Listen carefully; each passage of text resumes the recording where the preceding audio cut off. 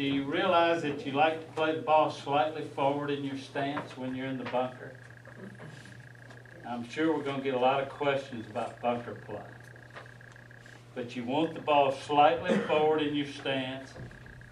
Yes, you're slightly open to the target line. You're open to the target line for a good reason.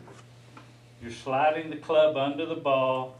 The ball has a left to right spin, spinning backwards. The ball almost always hits and kicks to the right every time you hit a really good bunker shot, and I'm sure all of you guys have, and girls have felt that. But yeah, you want to play for that. But again, when you're in the sand, assess your lie. Always assess your lie. You can hit all kinds of shots.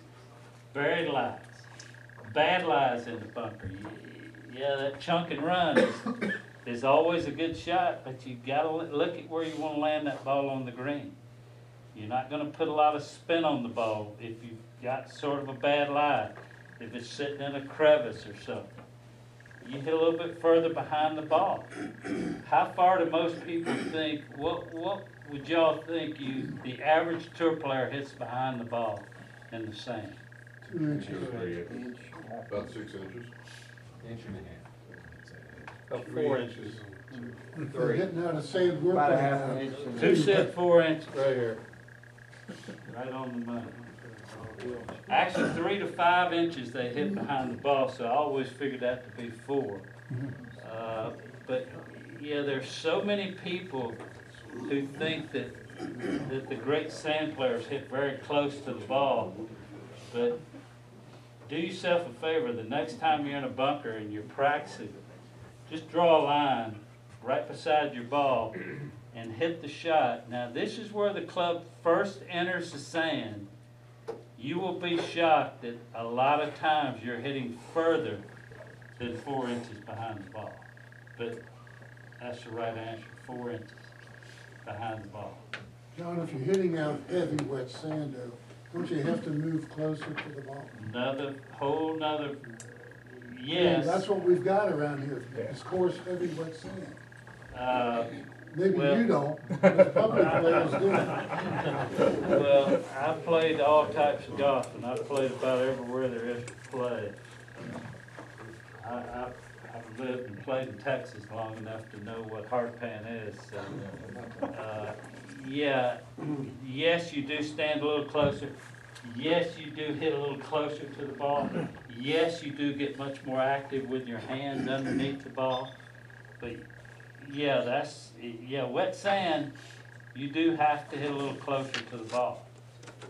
But it's amazing to me how many people fear wet sand or hard sand. Personally, I'd much rather have wet sand than I would thick, fluffy sand. I can't do anything with the ball when it's in thick, fluffy sand. You saw this quite a few years ago at Doral when Raymond Floyd redid the bunkers, and if people remember, the sand was so fluffy and the tour players just absolutely hated it, to the fact that they weren't going to come back. And then a friend redid them all, and now I think the main thing he's most proud of is Tiger Woods plays in every tournament at Doral, because they changed the bunkers. He can hit driver off of every hole. So yeah, that's just something. But even the greatest players in the world hate fluffy sand. When Nicholas tried to do the big furrows up at Muirfield, you just didn't hear many guys complain, but they really complain because they truly do aim for bunkers. They think they can get it up and down or make it from any bunker out there. And you give those guys a good line, and I'm going to tell you, they're going to get it up and down. I said many years ago, I could have played a lot longer if we didn't have fringes, if we just had bunkers and greens.